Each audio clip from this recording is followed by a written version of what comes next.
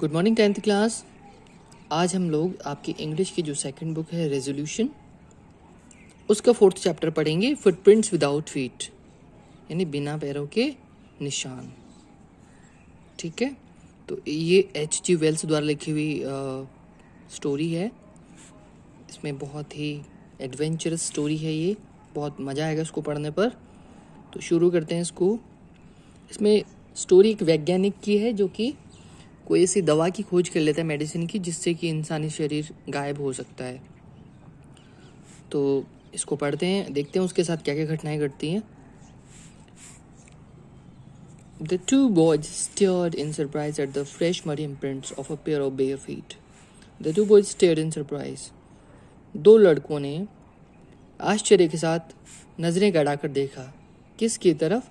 At the fresh muddy imprints, बिल्कुल ताज़ा कीचड़ के पैरों के चिन्हों के ऊपर of a pair of bare feet, जो कि किसके थे?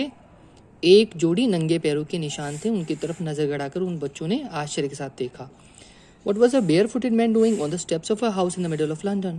लंदन के बीच में एक घर की सीढ़ियों में एक नंगे पैर वाला आदमी क्या कर रहा था? And where was the man? और आदमी था कहाँ? As they gazed, a remarkable sight met their eyes. जब वो उसको देख रहे थे, घूर रहे थे, एक आश्चर्यजनक असाधारण दृश्य उनको दिखाई दिया। A fresh footmark appeared from nowhere. एक बिल्कुल ताज़ा पैरों का निशान पता नहीं कहाँ से उनके सामने प्रकट हो गया। Further footprints followed. इसके पीछे पीछे और पैरों के निशान आते गए, one after another, एक के बाद एक, descending the steps and progressing down the street. और वो सीढ़ी से नीचे उतर रहे थे, पैरों के निशान, और फिर नीचे गली में आगे बढ़ते हुए। The boys followed fascinated. उनसे आकर्षित होकर बच्चों ने उसका पीछा किया। Until the muddy impressions became fainter and fainter.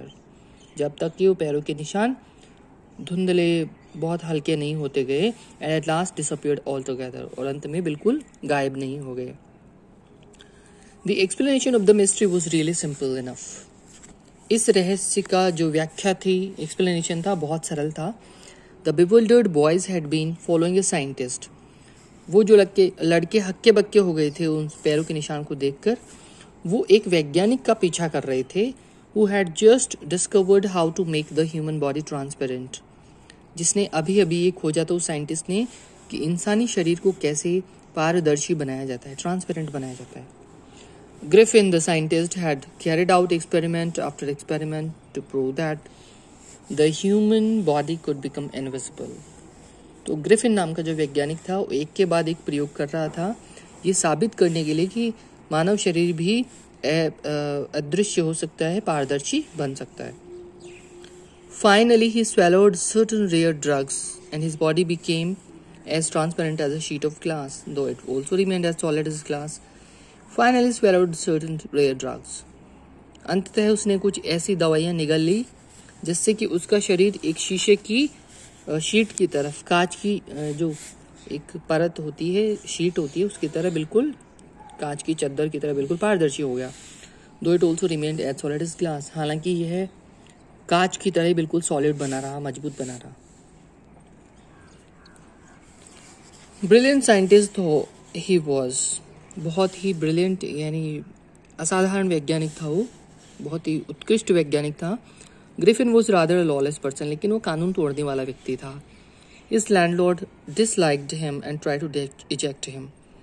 उसके मकान मालिक उसको बिल्कुल पसंद नहीं करता था और उसको अपने घर से बाहर निकालने की कोशिश की. इन रिवेंज और बदले की भावना के साथ Griffin set fire to the house. Griffin ने अपने मकान मालिक के घर को आग लगा दी. To get away without being seen he had to remove his clothes. और बिना पकड़े जाने बिना दिखाई दिए कि बाहर जाने के लिए उसने क्या करना पड़ा, उसको अपने कपड़े उतारने पड़े. Thus it was that he became a homeless wanderer. और इस तरह से वो बेघर घूमने वाला आदमी बन गया. Without clothes, without money and quite invisible. बिना कपड़ों के, बिना पैसे के और बिल्कुल अदृश्य. Until he happened to step in some mud and left footprints as he walked.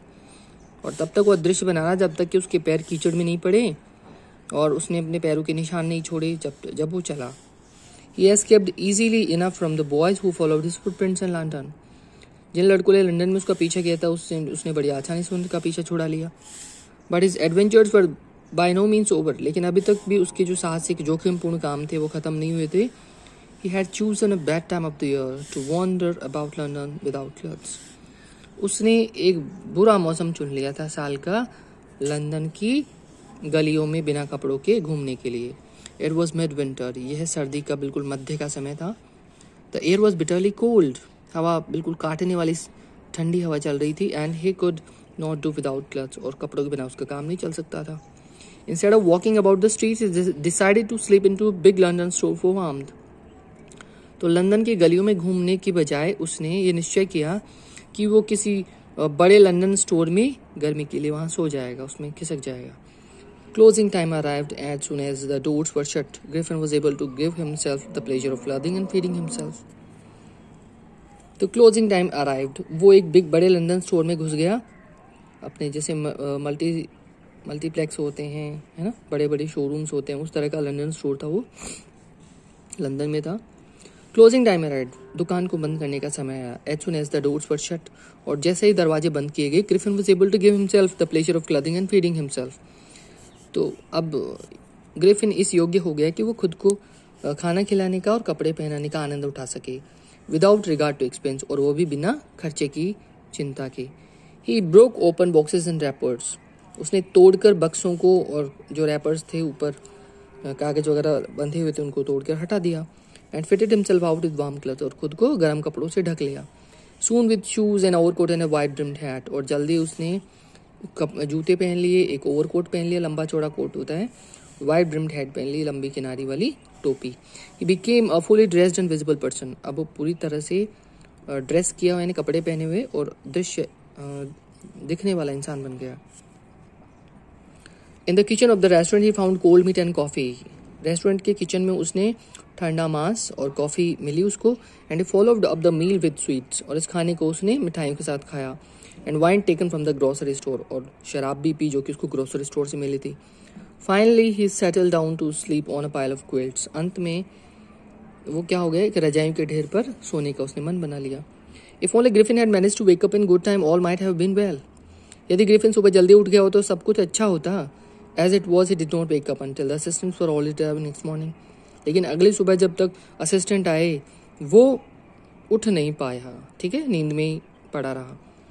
When he saw a couple of them approaching, he panicked and began to run. जब उसने उनमें से दो को अपनी तरफ आते हुए देखा तो वो डर गया, पैनिक हो गया और उसने भागना शुरू कर दिया. तो नेचुरली ये चीज़ उन्होंने स्वाभाविक रूप से उसका पीछा किया. सभी करेंगे. अगर हमारे घर में कोई अनजान व्यक्ति सोता हुआ मिले रात को तो हम उसको पकड़ते हैं, पूछताछ करते हैं. तो इसी तरह से ग्रिफिन डर गया और वो भाग गया वहाँ से. देखो आज यहीं तक पढ़ेंगे और आगे पढ़ेंगे अगली क्लास में. आप इसके टफ वर्ड्स लिखिए, उसका मीनिंग लिखिए और लर्न कीजिए. ठीक है, मिलते हैं अगली क्लास में. तब तक के लिए बाय एवरीवन.